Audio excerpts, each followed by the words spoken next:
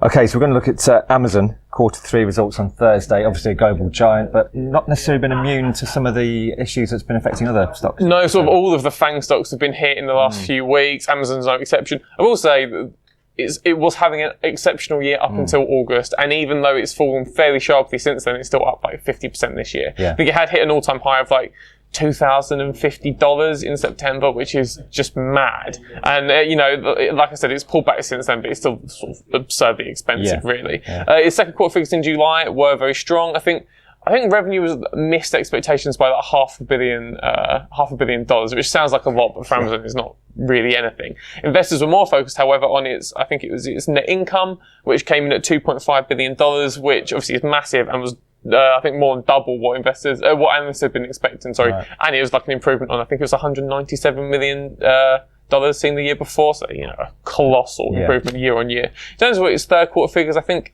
sales are expected to be up between 23% and 31%.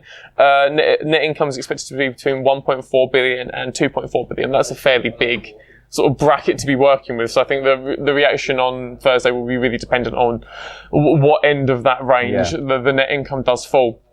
In terms of what our clients are doing, they're really aggressively buying the stock around, I think, $1,750. That's sort of the low end of where it's fallen in October. I think, it's got a fairly sizable, like $300 space to move within without it even sort of like nearing its all-time highs from September.